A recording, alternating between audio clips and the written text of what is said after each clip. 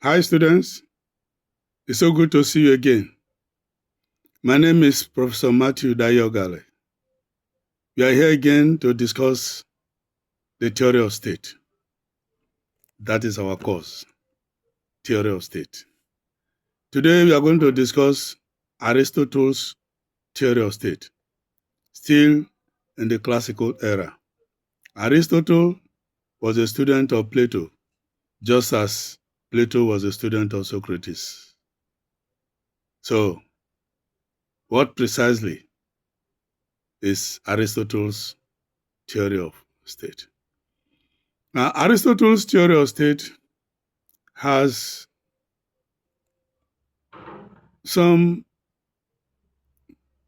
several dimensions to it. One, it is organic. So sometimes it is referred to as the organic theory of state. Secondly, it is evolutionary. So it also belongs to the evolutionary theory of state. Thirdly, it is also moralistic. So it belongs or fits into the normative theory of state. Okay, so we will try to articulate all this into one single Aristotle's theory of state. Now, to Aristotle, the state is the ultimate institution in society. The state molds human character. The state is the highest form of human organization. And then the state is also good, depending on the type of government that it has adopted or under which it operates, and who controls the state or who is in charge of the state. So let's look at the evolutionary dimension of Aristotle's theory of state. To Aristotle, the state evolved or still evolves from one stage to the other.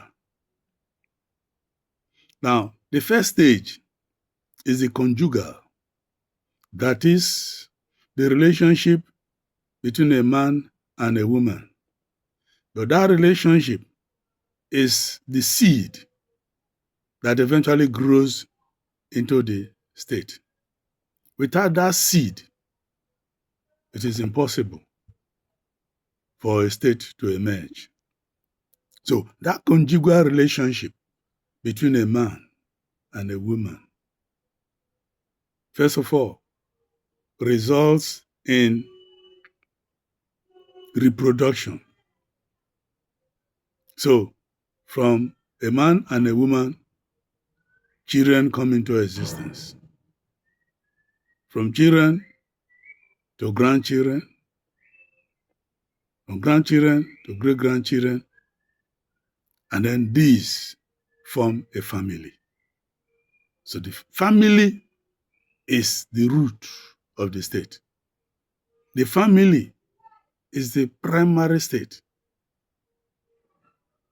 is the formative stage of the state. The family is the root of the state. So the family is the primary state with a head. Every family has a head. So leadership or rulership begins from the family. Now, families expand, and several families come together to form a community.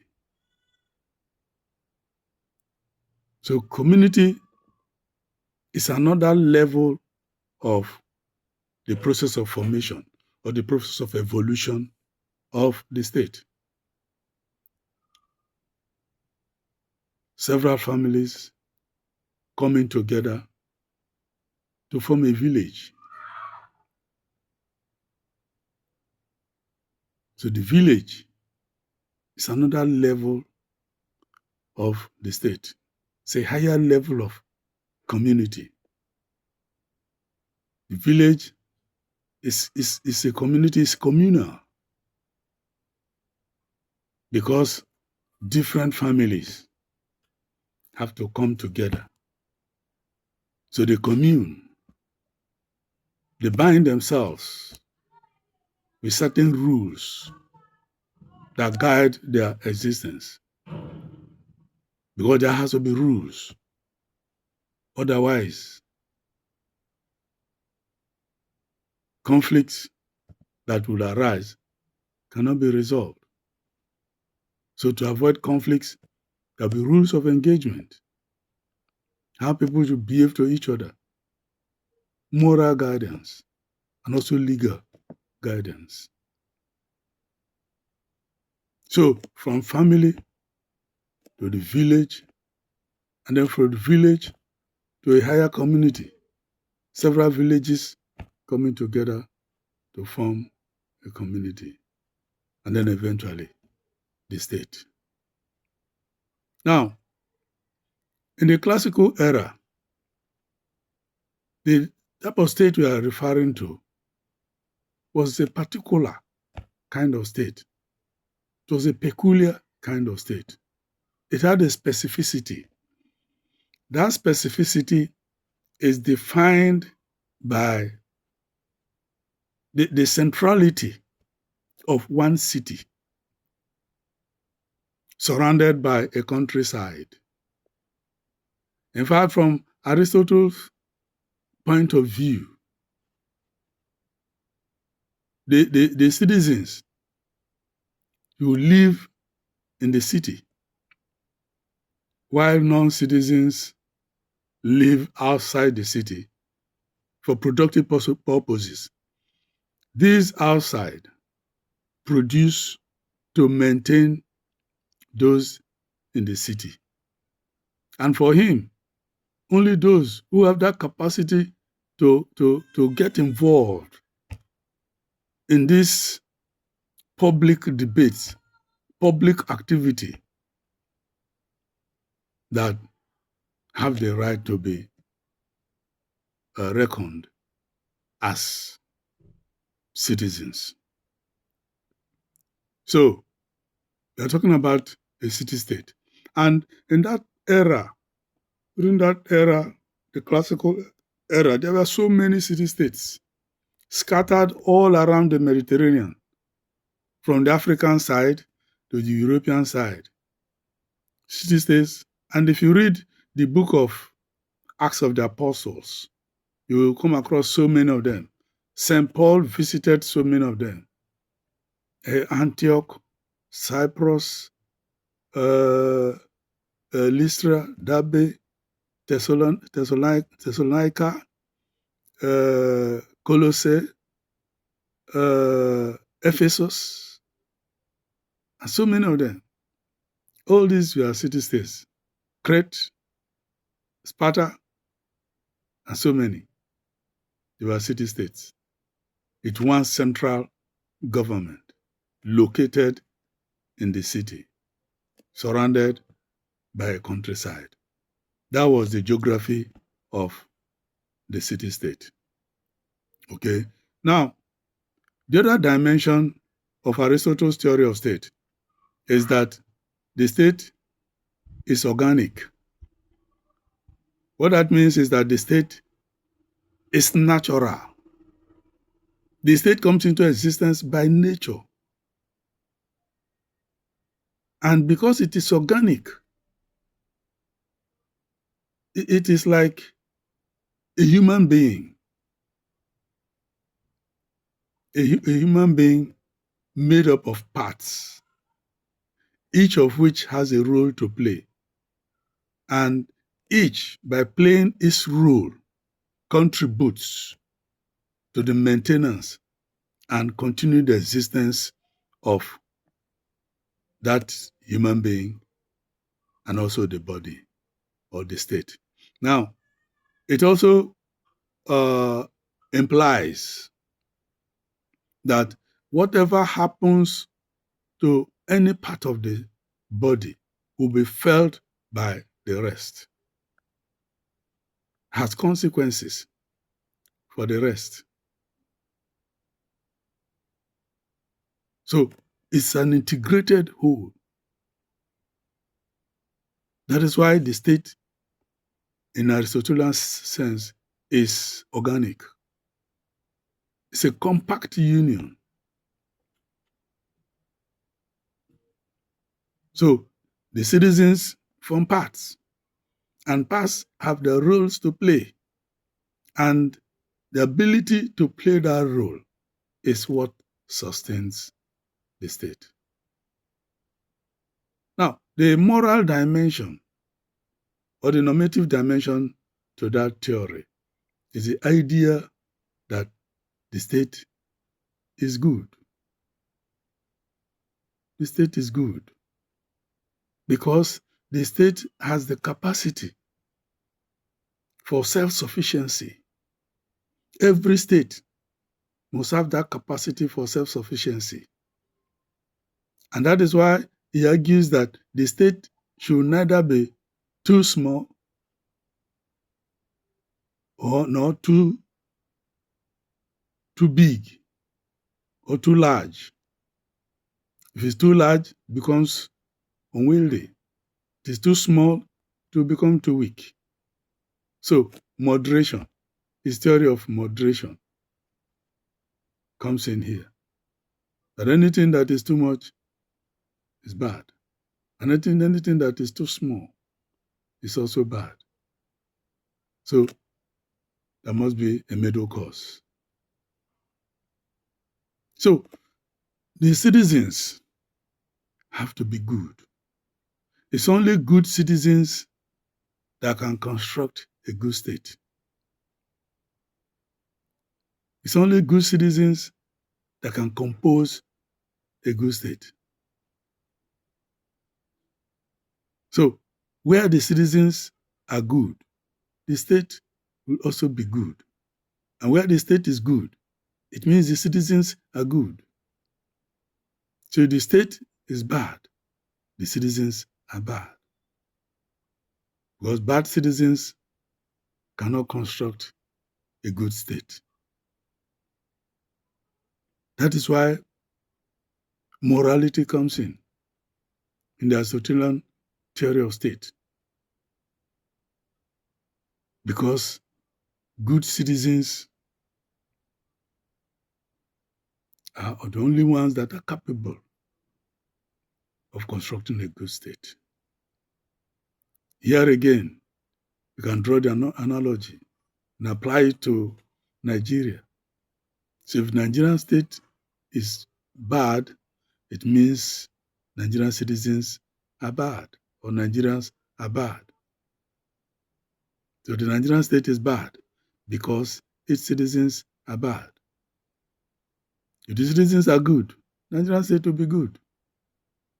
If the citizens can identify unifying factors, citizens can identify positive values and insist on those values, of course the state will be good. Because it is citizens that compose the state, those who are operating the state through the government are citizens. If they're introducing bad laws, introducing bad policies, wrong policies that afflict the people with all manner of pathetic afflictions. So it is the same citizens.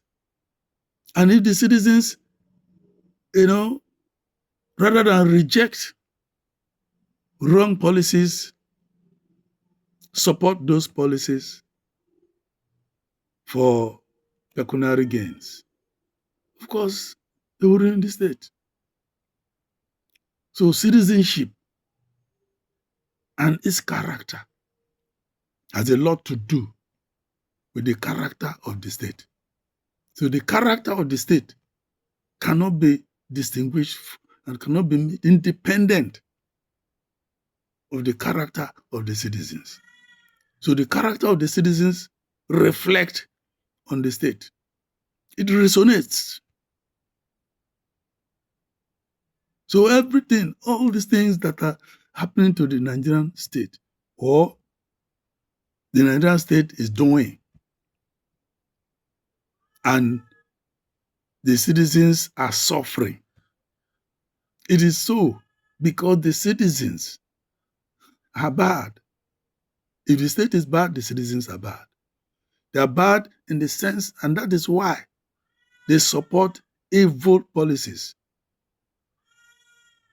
for religious reasons, for ethnic reasons. Oh, this one is from the same ethnic stock with me, and so whatever he does is good. So whatever problems that Nigerians are afflicted with, they have brought it upon themselves. It's self-afflicted or self-inflicted. So that is Aristotle's theory of state. And then the idea of self-sufficiency. The state should, as much as possible, be self-sufficient. It shouldn't try to be dependent on another state. The state should be able to provide for itself, provide for its maintenance, as well as its citizens. So, that, in a nutshell, is Aristotle's theory of state. But there are other dimensions. For instance, very controversial dimensions. For instance, who should be citizens of the state? Who should be citizens of the state? This is where Aristotle's theories, so to speak, have hit the rock. There are so many scholars that disagree with him on this. One is women. To Aristotle, women cannot be citizens. Women are not citizens of the state. People are surprised that Aristotle would propound such a theory.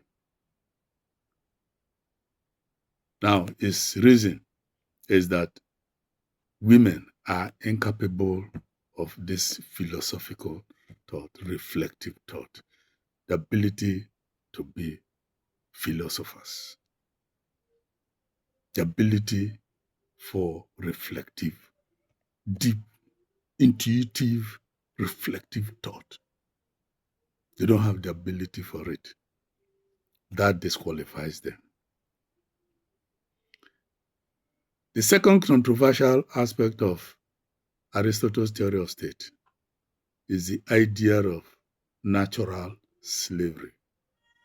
Aristotle believes that some persons are naturally slaves. Some persons are naturally made to be slaves. So slavery is natural. There are people that are naturally slaves. And that is why slaves cannot be citizens. So a slave cannot be a citizen. And there are those that are naturally slaves. And remember that the classical state was a slave society. Karl Marx will refer to it as the slave mode of production. There were slaves living in the countryside that were producing for those in the city. So to Aristotle, those have been ruled out completely from citizenship. They cannot be citizens. But one important thing about Aristotle's theory of state that we must mention is that, his theory of democracy is not just representation, but also participation. So his theory of citizenship is not just representation, but also participation. Now, what that means is that citizens must have the right to vote for others to hold public offices. Now, that is the representative aspect, which current practitioners or advocates of democracy emphasize. But there is another aspect of classical democratic theory or citizenship theory that is silent. That has to do with participation.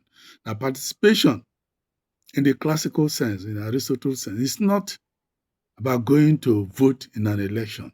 No. Participation to him means that each citizen must hold a public office at least once in his lifetime. Each citizen, to qualify to be a citizen, must at least have the opportunity to hold a public office at least once in his lifetime.